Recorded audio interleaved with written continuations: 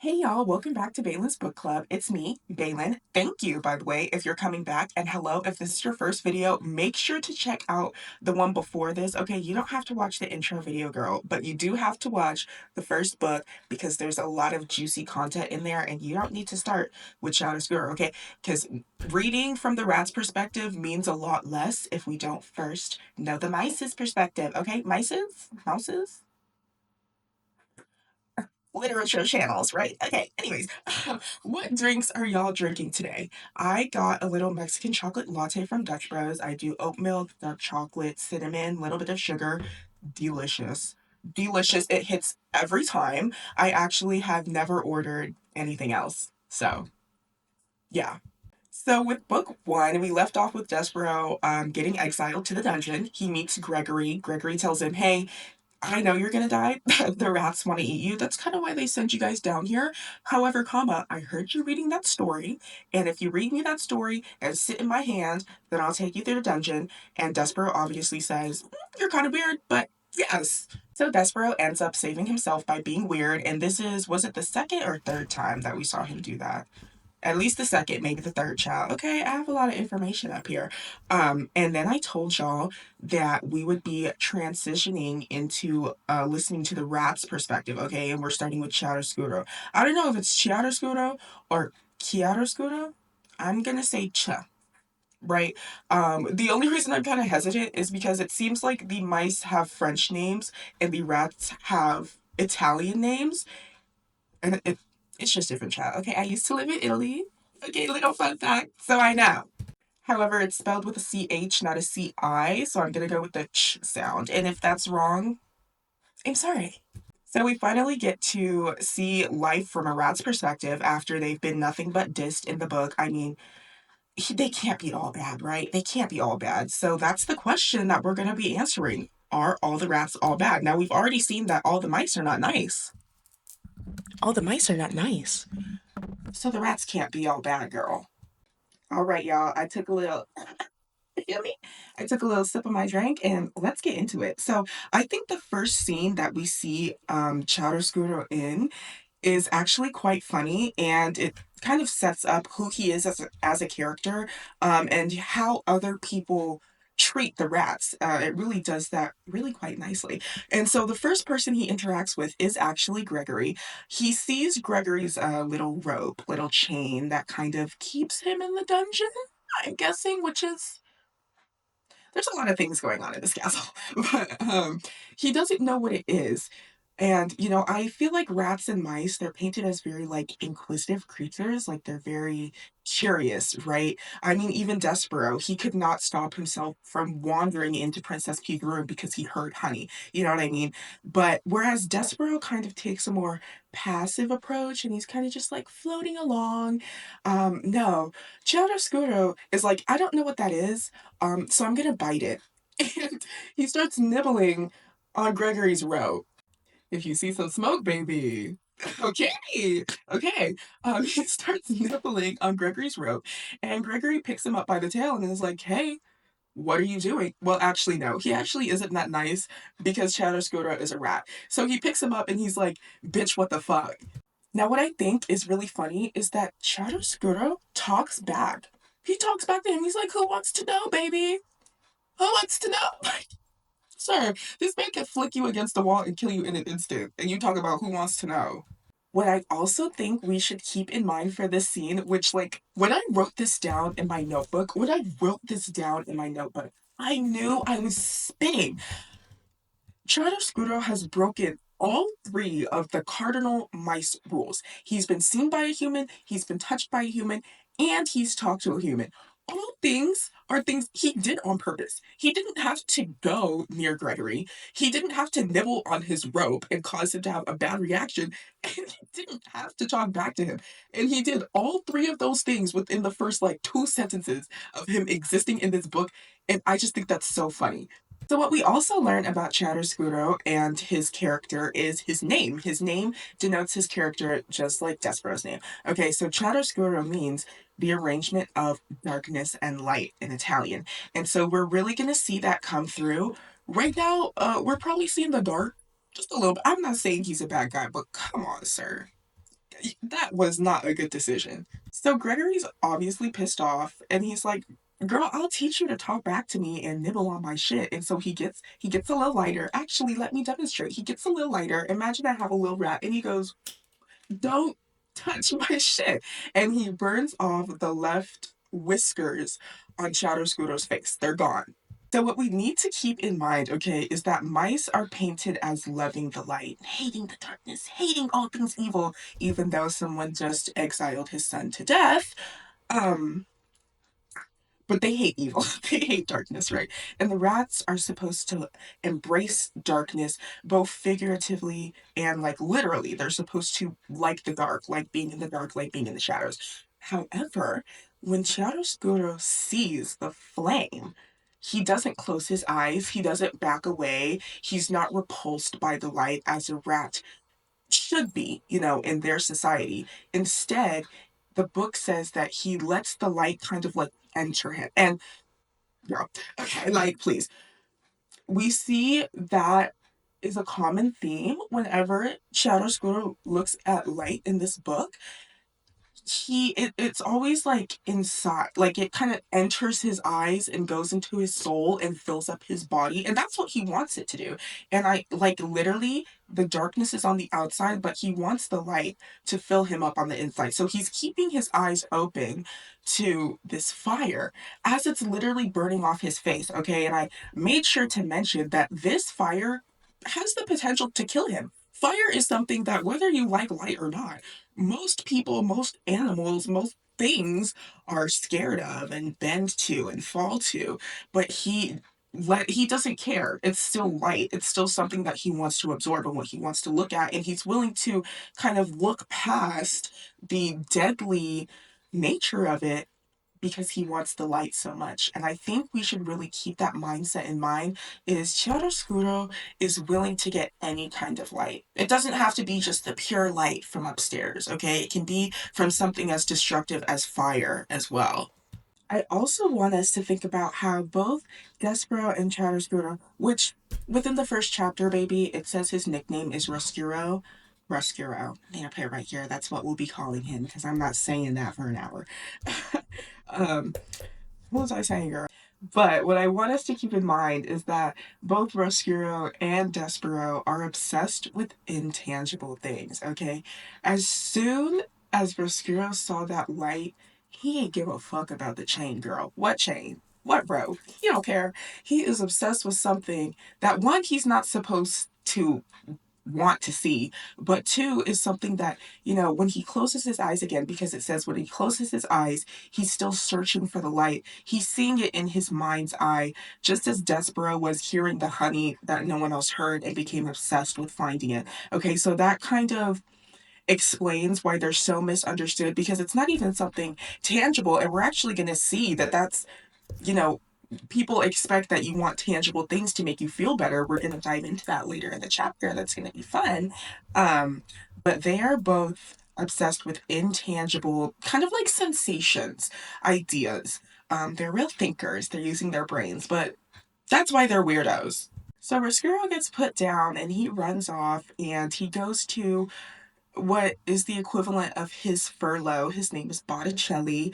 And Botticelli is, kind of the rat that took Roscuro under his wing and is trying to teach him to actually be a rat because, girl, let me find the page.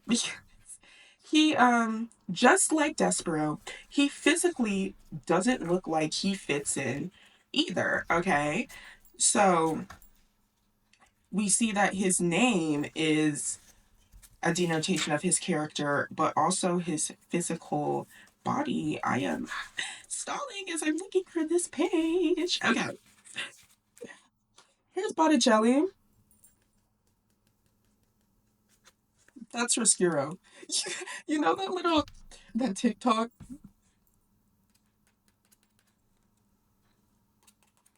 That's where my microphone is. Let me stop. But he kind of looks like a dork. He kind of looks like a dweeb. So keep that in mind.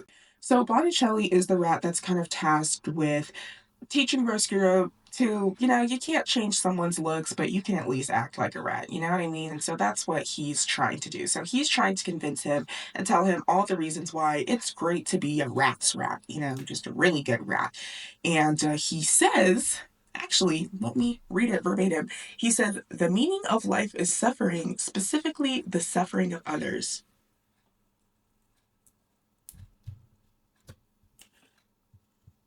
And when with the meaning of life is suffering, it's not something I necessarily agree with, but I could have seen his little nihilistic point of view. I could have, at least heard him out. But then he said the suffering of others. I was like, baby girl, what about you?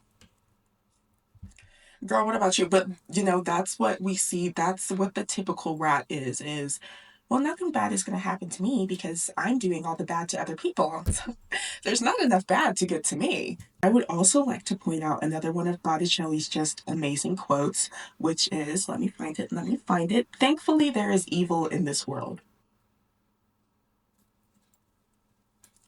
Let's get into it. Some people are thankful that evil, mean people, just terrible things exist because it gives them an excuse to perpetuate those things. It's like when people say, well, we wouldn't know what nice is if people weren't mean. Oh, we wouldn't know good without evil. Someone has to be evil. So you know what good is. But now let me redeem the book a little bit. Let me give you a quote from Rescuro. Sorry. He says, I think the meaning of life is light. Okay, and we see one, the fact that he's saying that as a rat is literally crazy. I want you guys to understand the fact that he's saying that as a rat is literally crazy. One, you're not supposed to have seen that much light to be like, oh, that's the meaning of life. Two, hello.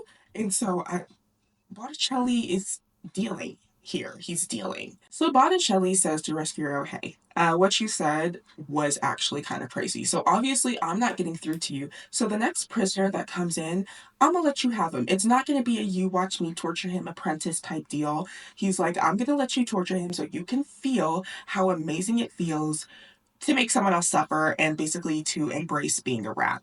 Okay.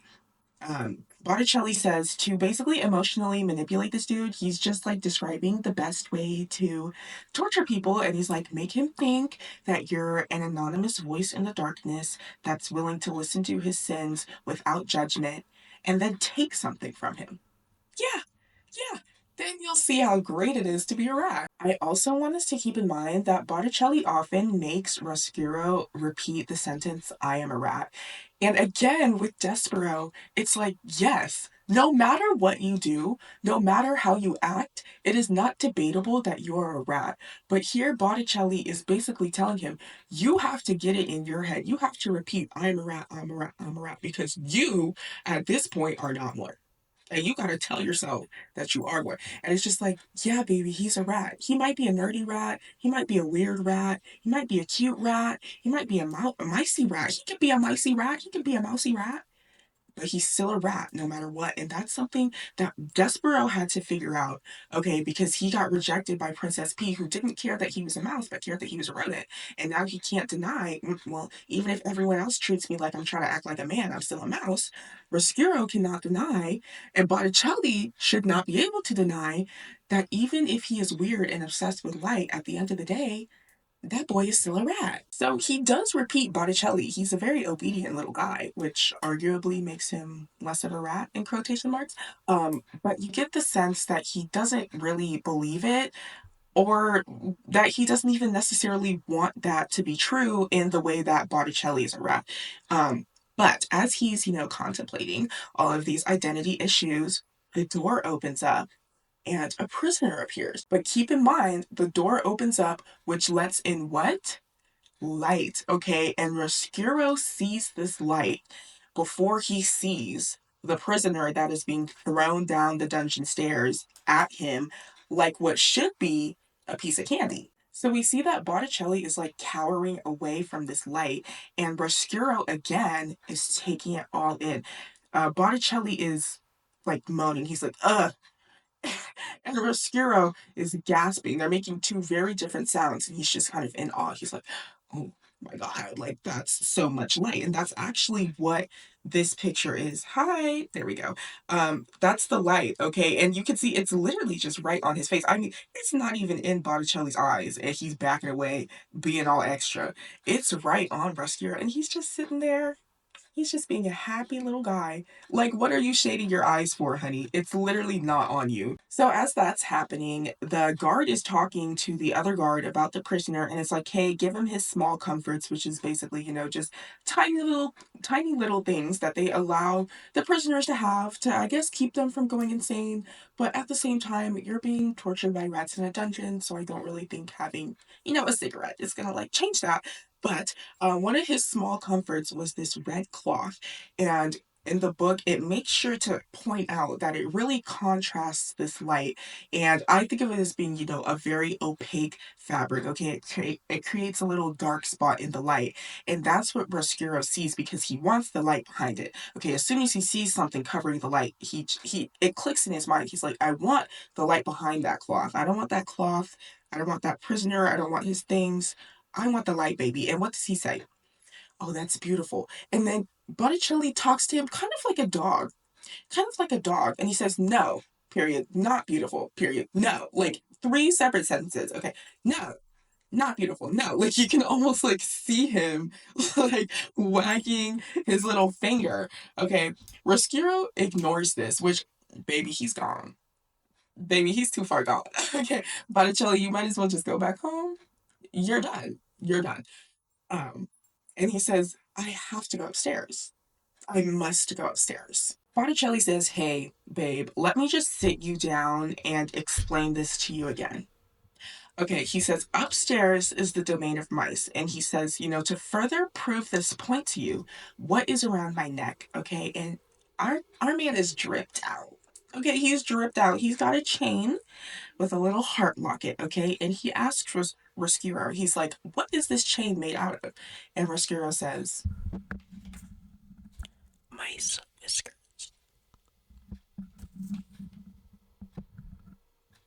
Mice whiskers. Yeah. um, I didn't remember that part of the book. In fact, when I read that sentence, I said, oh. I visibly said, oh. So Botticelli doesn't do this for no reason, though I'm sure he would just on any random given day. He makes sure to just hammer home the point. Hit home the point? Hammer home the point. I'm gonna make up new phrases. He makes sure to hammer home the point that mice are meant to be preyed upon. They are weak, they are pathetic, they are just little bundles of bones, whiskers, tools, and meat. He doesn't view them, if he was a human, again, on some racist vibes, okay? He doesn't view them as human, at all. At all. He doesn't view them as rodents at all. And that's the thing that I feel like we're getting between the mice and the rats, is they don't view each other as like the same thing, rodents.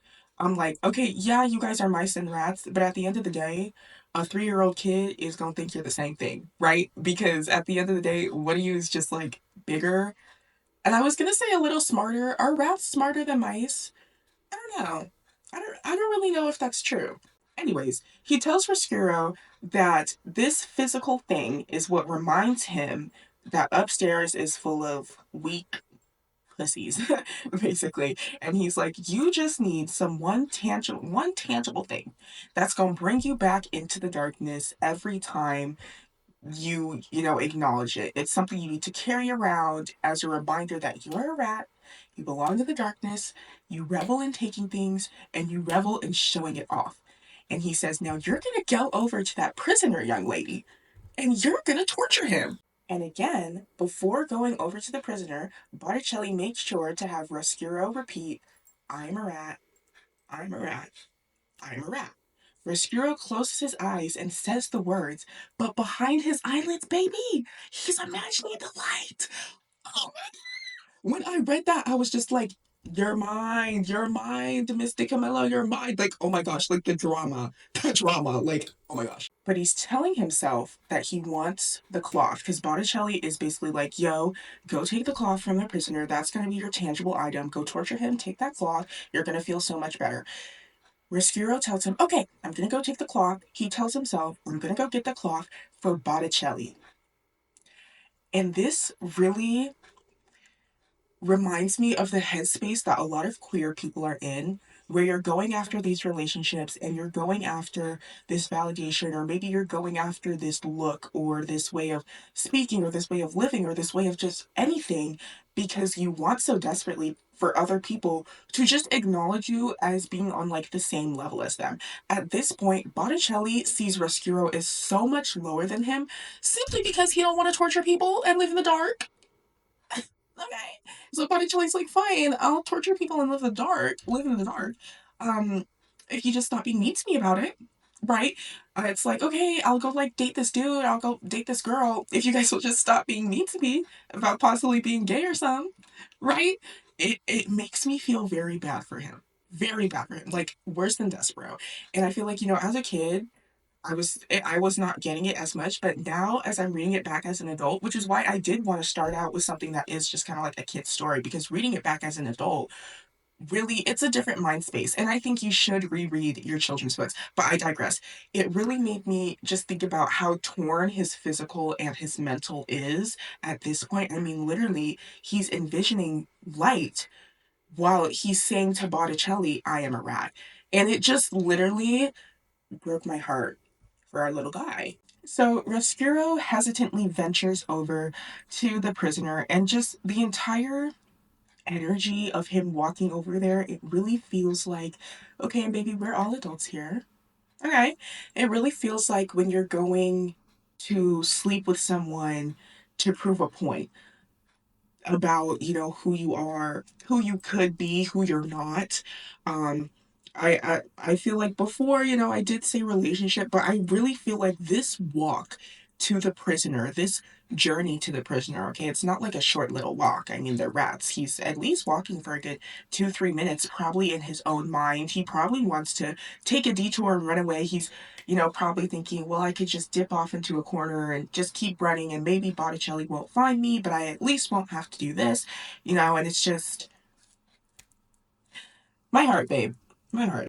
Like it's giving like walk of shame, but like literally like actually shame, like the weight of the shame, but you're like walking into it. Like it's not after, like it's literally before.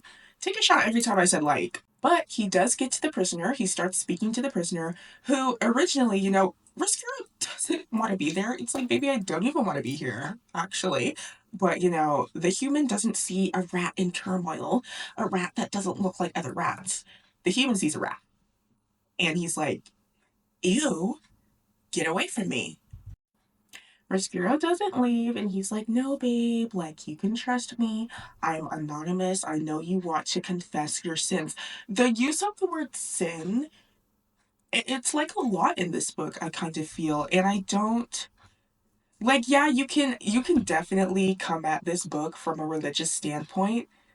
Maybe I can do a little spin-off series, but that would have to be literally a whole other separate section of videos. It would be fun, but uh, okay. But I just think the use of the word sin, especially as someone who grew up in a Christian household, is very heavy. Confess your sins to me? Um, However, the prisoner obliges. Because at the end of the day, Roscuro is not completely wrong in the eyes of the prisoner. I mean, he's just some random rat.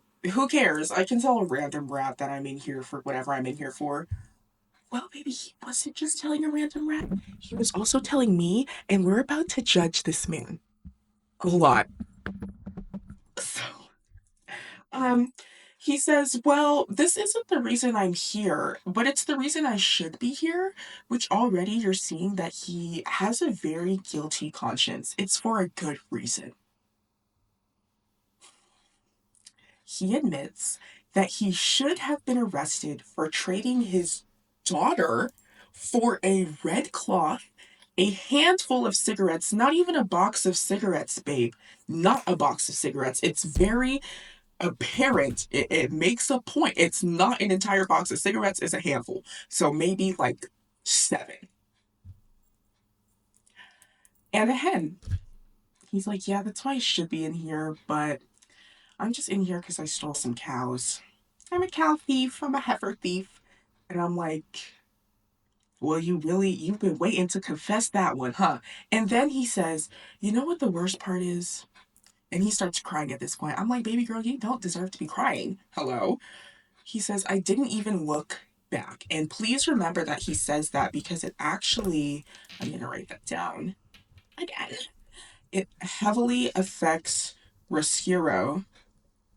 He's like, I didn't look back for my daughter. And that was the worst part. Now, as an adult looking back on this, one, I am angry and appalled.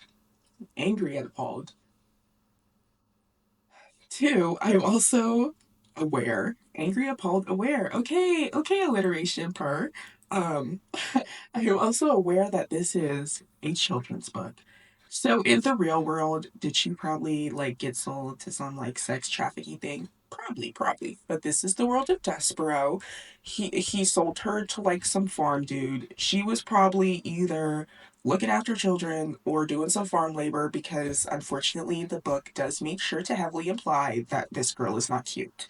Um, but also as an adult looking back on this, one, the cigarettes is a metaphor for drugs. 100%. The cigarette, he sold his daughter for some drugs, which is a very real situation. Like when you look at it with an adult brain, you can kind of see how she kind of had to process these real situations down into a childlike context. And I think that's very interesting. So we do see the reality of the situation, but in Despereaux, he just sold his daughter for some cigarettes, a cloth, and a hen. She was going to work for the farmer.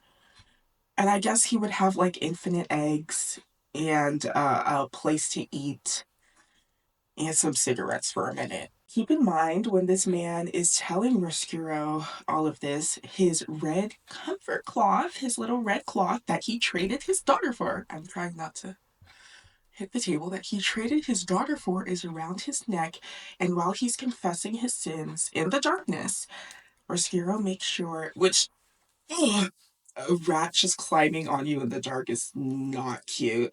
But Hero climbs up his shoulder and takes his cloth, and the man turns to him and he's like, that's all I have. Like, what are you doing? That's all I have. Which at this point is very true because he definitely doesn't have those cigarettes anymore. That hen, they're not going to let him take it to the dungeon. His daughter is long gone. It's implied that the mother of the daughter is, not in the picture. He has nothing but the red cloth, and that's what Roscuro takes.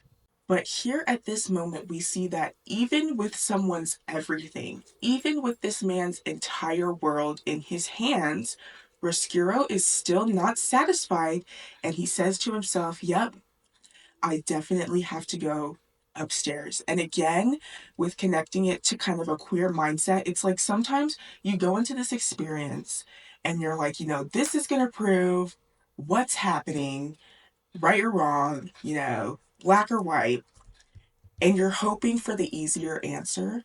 You're just hoping.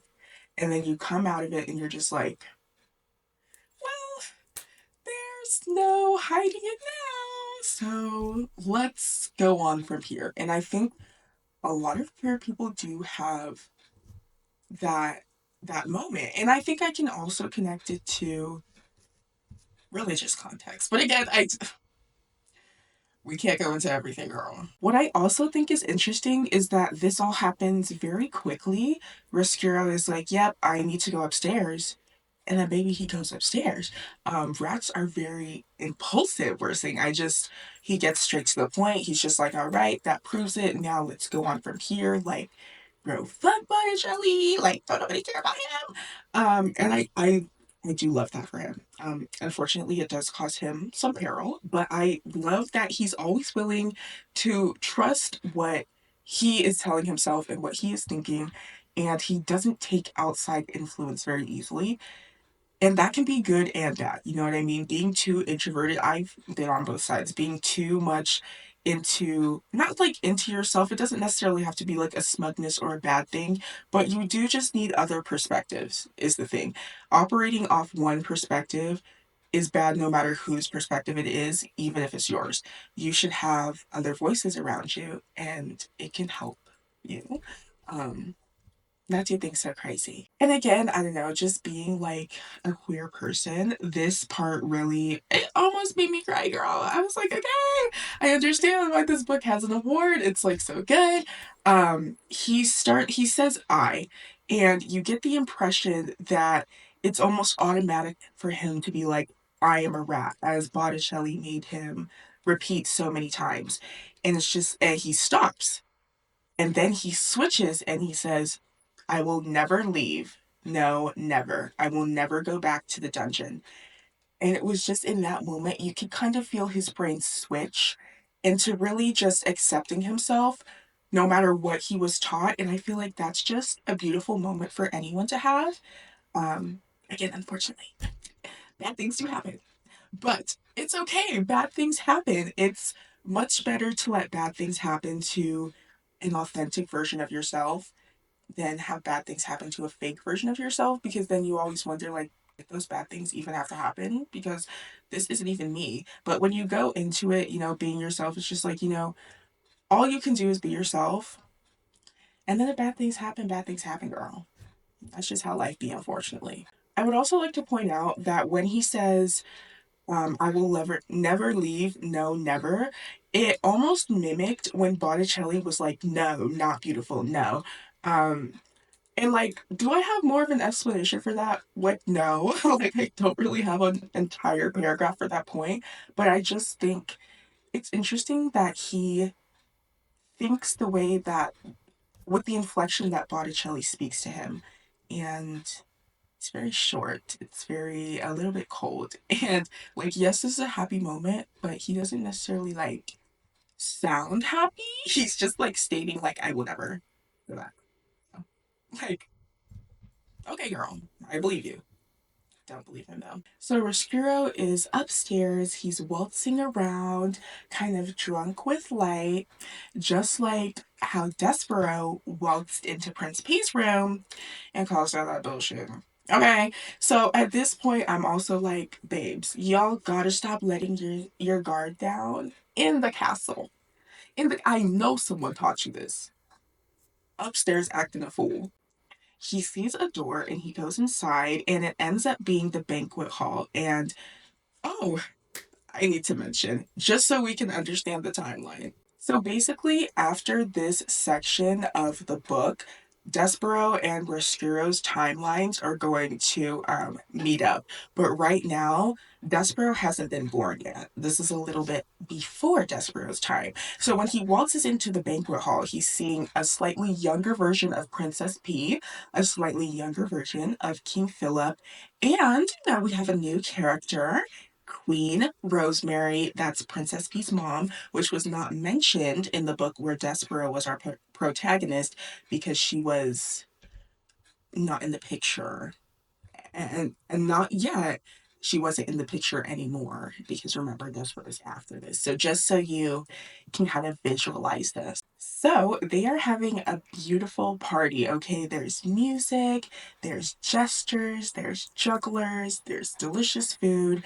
Everyone's like probably, you know, a little bit drunk too, okay? And there's this super cute party, and Roscuro is like, you know, this is beautiful, which I think, again, he wasn't supposed to call the light beautiful, and then he calls this beautiful, and I'm just like, you know, what else? What is his concept of beauty? I feel like, not to be like demeaning, but you know, if I was in this book, I guess I would probably say, well, what does a rat know of beauty? And I would genuinely like to know what a rat knows of beauty. I'm not saying he's wrong. It was probably a divine party. I'm just like, well, what do you have to compare it to? I not in the demeaning way, babes. Just like I want to have a conversation of you. What is your? of you, with you. What is your definition of beauty? I would love to know. The text goes further to say that he had never seen happy people before. And I was just like, oh my gosh, like that's actually so true because all he's seen is prisoners and Gregory. Even with Despereaux, I would not necessarily call Gregory happy. With Despereaux, he was opportunistic, but I wouldn't say he was necessarily like nice. So I could see how that would be shocking.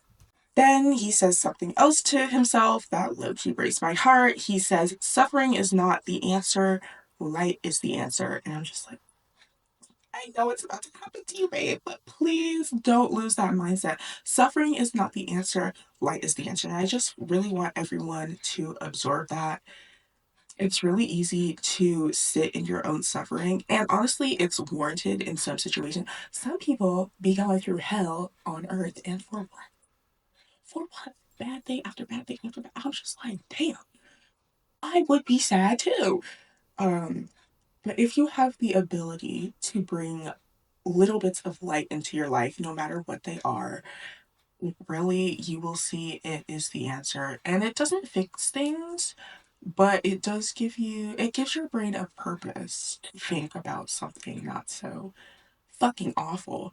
But again, some people really don't have that luxury. So let's chill. So unfortunately, while all of the other adults are probably drunk off their little meats and their little wines, P, I almost said T, Princess P is there with seemingly no other children to talk to, so she's just kind of sitting there looking around. It's like when you have a birthday party and then your family comes over and suddenly it's just a bunch of drunk adults and you're like, happy birthday, happy birthday. She looks around and she sees Roscuro and she yells, rat! Like, there's a rat. Now, fortunately, no one hears her this time. However, Roscuro did hear her. And again, this is another point that breaks my heart, okay? He just keeps going through it. He just keeps going through it. He hears the word rat out of the mouth of someone he thinks is so beautiful and full of light and full of happiness. I mean, he looked at Princess P as if she was beaming with light, okay? He was very enamored with her. He thought that she kind of, enveloped the idea of the beauty and the light that he was chasing after. And the way that she says the word rat, it hits him. At this point, he's up on the chandelier because he wanted to get a better look at the beauty of the place, right? And so he's hanging on from the chandelier, and she's down there calling him a rat. Dirty, nasty word, okay? It hits him so much that and that's how much it physically affects him, okay? He falls from the chandelier, and we're gonna take a quick cut to give you some background about Queen Rosemary. Okay. I actually have in my notes on my phone, which hi, I I do it, girl. I do it, girl. Um, I have in my notes what notes of every character. Sorry, and what I have for Queen Rosemary is she loves her soup. So, gosh, I'm so sorry. I just think it's so silly. She's so silly, actually. She's such a girl. Um, the cooks made a particularly delicious soup that day. Soup was her favorite food. She had soup for breakfast, lunch, and dinner. Miss Girl loves soup, okay? It was her light. It was her life. She loved soup. Her man was happy to throw parties to give it to her. Everyone loved cooking her soup. There was lots of love in her soup because they genuinely loved the queen. They don't mind making her 100 different kinds of soup a day, baby. Everyone loves soup. So he falls into her soup. And we see, like, he's literally just a little ball of darkness to these people, a little ball of nastiness to these people, especially since they're royals. Okay, a rat on the ceiling falling into your soup that crawled up from the dungeon. Okay, it's not the cutest thing ever. And Princess P, she looks and she says, I told y'all. I told y'all there was a rat. Well, Miss Girl, she says, there's a rat in my soup. Which, yeah, babe, good job. And she dies. While she's like dying and like overreacting, Roscuro does make sure to take a sip of the delicious soup that he has just fallen into. Um, and it's delicious, baby. He's like, oh, this is good. And that's why it even says he kind of forgets for a moment the unfortunate situation that he is in. Um, and that's why you have to take the little bits of light wherever you can get them. And that's really what I mean is he forgets for a moment. He just feels, oh, this soup is so delicious. She is dead though. The king is telling everyone, yo, go help her, go help her. She's like already dead though. And Roscuro starts scurrying away. And he remembers, okay, remember what I told y'all to remember. He remembers what the prisoner says about not looking back for his daughter. And so he decides to look back. And you know what that reminds me of? If anyone knows me, one of my favorite movies, okay, Megamind, during a very emotional scene that will definitely make you cry. Where, see, I don't even remember. Megamind looks back. Yeah, it wasn't Roxanne. Or did they both look back? Just a reminder that I need to rewatch Megamind. Anyways, he looks back out of fear of regretting not looking back, and he expects to see something that will reward him for doing that. But instead, he sees Princess P in the midst of all the chaos, following him while he's scurrying down back to the dungeon, which we'll talk about that in a second, with the most disgusted look on her cute little face. A look of pure hatred. Okay, because you just killed her mom. Okay. And she's literally a child. And he turns around and he says, oh, I'm gonna make her suffer for looking at me like that. Baby, you sound like an incel. You sound like an incel. That's crazy. Her mom just died. I think she's suffering enough, actually. Anyways, that, uh, like, I was rooting for you. I was rooting for you, but that's not cute. Anyways, on his way to the dungeon, he sees the spoon that flung out of the queen's soup as a result of her going back and dying. Um, and he takes it and he puts it on his head as a type of crown, and he says, I will have something beautiful. At this point, the book makes sure to point out that his heart has been broken and he's trying to mend it in a sort of gnarled kind of way that will satisfy him for the moment, okay? And that's where we see the spoon and his stupid little revenge plot against a child, which is what it is, okay? Like, the sympathy is gone because what the hell? Please. So he takes the spoon as a way to kind of soothe his heart, which is how we see him leaning into being a rat because he takes something tangible over this very emotional event, okay? He says, I will have something beautiful and I will have revenge. I am a rat. He repeats what Botticelli has been telling him. I'm a rat, but I will have something beautiful. The but indicates that now he thinks these two things cannot exist. I wish I could ask him at this point. I wish I could be like, so, I mean, I literally have my. So, do you still think that the purpose of life, of love, hi, the purpose of life is light? Yes or no? I would just love to go like that. Because at this point he's become so cynical in an instant.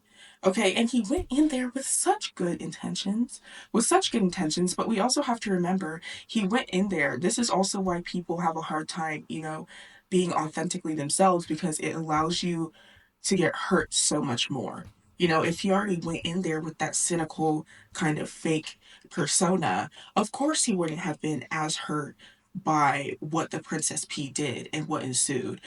But if he had that persona, he probably wouldn't have gone up there to experience things for himself anyway. So, it's a double edged sword. Opening yourself up, it does allow a lot more hurt. And again, we must understand people. The constant trait that we do see is that, again, he's still looking for that light no matter where it comes from. Okay, that little spoon, is probably, how people say, oh, they were born with a silver spoon in their mouth. It's probably a silver spoon, something shiny, something that glistened just a little bit. Okay, he put it on his head like a king. He took that little bit of light. He's probably going to keep envisioning that party. He's taking that little bit of light, and he's taking a little bit of light from, again, the revenge plot. Had to take a little drink, girl. But so the king is yelling, "Get that rat! Get that rat!" And Rescuro mutters to himself. He says, "If you want me, I'll be in the dungeon in the darkness." And unfortunately, this whole event only solidified that Rescuro must deny what he truly feels inside, because at the end of the day, he's a rat. He's treated like a rat. When people look at him, they see a rat. They don't see a rat that's trying to distance themselves from the values of being a rat. They just see a rat. And this you can tie to being queer, you can tie to being disabled, you can tie to being um, like a different race. Like literally, people already have that preconceived notion of what you are, and they react according to that preconceived notion, not reacting actually to who you are. And again, that can cause you a lot of pain if you've come there with an authentic version of yourself. So, after this whole event, the king kind of goes crazy. He bans soup as the result of his wife dying, and he gets rid of all spoons, bowls, pots, and like anything that could make soup. He even tells the villagers, like, yo, y'all can't make soup. You can't have the stuff to make soup. Which, given the setting of this story, okay, this is a very rich castle. The people around him are probably poor, poor as hell. As someone who is also poor, not poor as hell, but poor, soup is a lifesaver. You can freeze it, you can keep it for months, you can put anything into soup. You can put anything into soup. Okay, you can like save yourself from throwing away a lot of groceries. You can, what is it called? Make the life longer of a lot of your stuff. You can skate by a lot if you just get soup and bread. If you're tight on money, if you're tight on grocery money, soup and bread, you can put the cheapest things in there and still get a delicious soup. And he's telling these poor people, y'all can't make soup. I mean, think about it. They're owning chickens and hens. They got cow thieves. They're making soup probably like twice, if at least twice a week, because they're probably making big pots of soup that last long because they're eating soup every fucking day.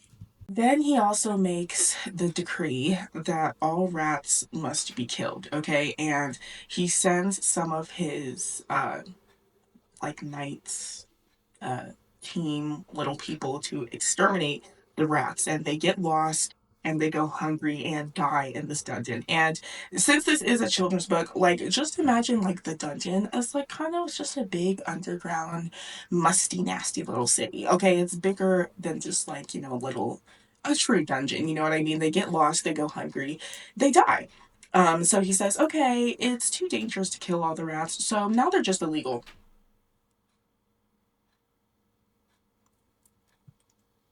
The book says, and I really want us to marinate, please, on this sentence. The book says, when you are a king, you can make as many ridiculous laws as you want. Please just have that on your mind for the next 3.5 years. When you are a king, you can make as many ridiculous laws as you want. It's a ridiculous law, but he has all the power in the world. Rats are illegal. First of all, what does that mean? Genuinely. I mean, I know they like live in the dungeon, so maybe that's what it means. But like, hello. The book also makes sure to hammer home the concept of death and experiencing death happening to everyone. And I think that's really amazing for a children's book. And I actually remember like that sort of theme in Because of Winn Dixie. I honestly don't remember the story at all. Like I remember this book better than I remember Because of Winn Dixie, and I remember that rat rooster. But the book makes sure to say No matter how much power you have, no matter how many laws you can make, no matter how much money you have, your mom's gonna die, your sister's gonna die, your pet's gonna die, you're gonna die. And not in a like sad way. That doesn't have to be a sad thing because it being a sad thing creates fear. Okay, you it's going to happen. You're not exempt. No one around you is exempt. Making these laws, making these decrees does not reduce any harm to him or P dying because of random circumstances. Okay, like this rat thing falling into her soup was a random circumstance, and she's faint of heart. Is that where we get the saying? And she died. It making rats illegal doesn't mean P isn't gonna overreact to something and die. You know what I mean? No amount of power is going to one make the hurt go away, and two make the people around you and you immortal, especially to feeling sadness. Nothing is going to be able to stop life from making you sad sometimes. Speaking of sadness, after all of these decrees and laws have been made and Riscuro retreats down to the dungeon, Despereaux has been born above him, okay? And at this point, he has been abandoned by his siblings and is now going into the bedroom of Princess P because he hears the honey. So just keep in mind, like I would say like a couple months between the start of Rescue's book and Despereaux being born. While I cannot say I agree with the king's behavior as a whole, I do enjoy that he is so attentive to P after this whole ordeal. I mean, if you think about it, his wife died in front of him and his daughter. That's not cute. But at this point, he was, what it said previously in the book that he had been singing to P every night. Um, and I think that's just, again, quite beautiful. He's so dedicated to his daughter. But at the same time, baby, you obviously got some trauma because you were freaking out over a little mouse. So at this point, Despereaux is listening to the honey.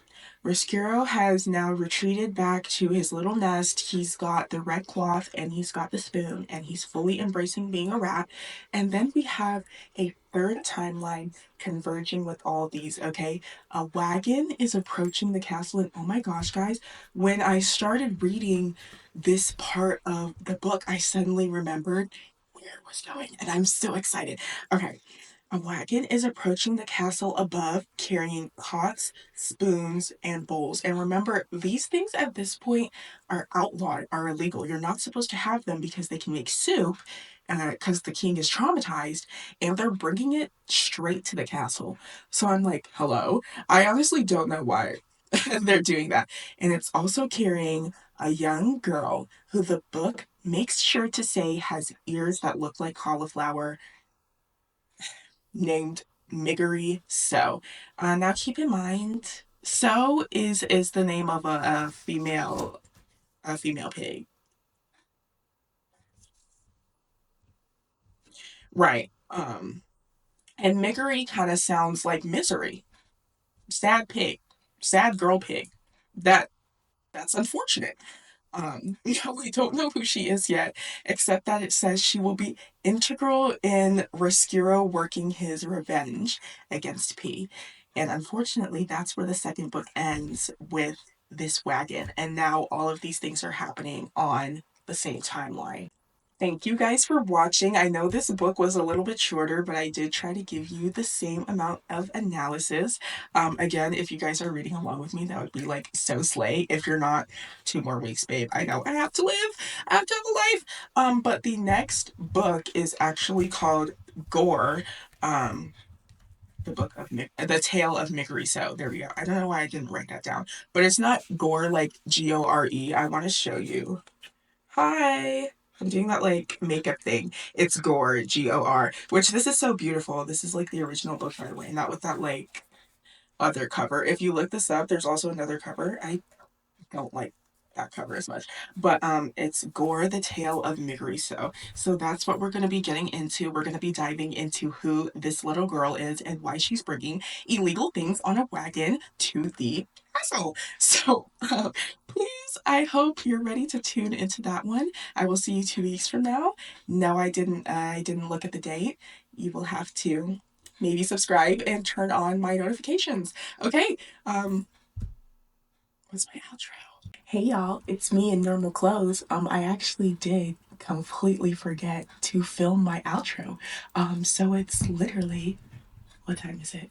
Almost 1 in the morning, babes. Here's my outro. No, I'm not gonna put that dress back on.